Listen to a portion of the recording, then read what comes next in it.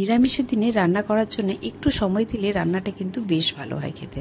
তাই আজকে এখানে আমি নিরামিষ সাদা আলুর দম তৈরি করছি। তার জন্য এখানে সেদ্ধ করে নিয়েছিলাম আলুকে, তার মধ্যে নুন আর গোলমরিচ গুঁড়ো মাখিয়ে রেখেছি। একটা পেস্ট তৈরি করেছি যার মধ্যে আছে আদা, কাঁচা লঙ্কা আর টমেটো।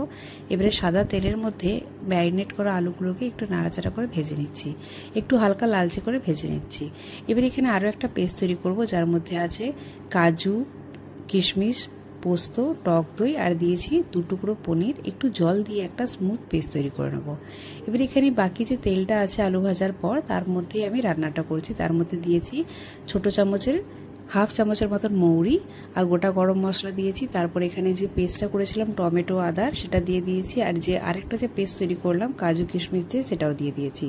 এবার একটু স্বাদ মতো নুন চিনি দিচ্ছি। কিছুক্ষণ পেস্টটা ফুটে উঠলেই এখানে আমি আলুগুলো দিয়ে একটু কাঁচা লঙ্কা ছড়িয়ে দিচ্ছি, আর তার সাথে দিয়েছিলাম একটু কাসুরি মেথি।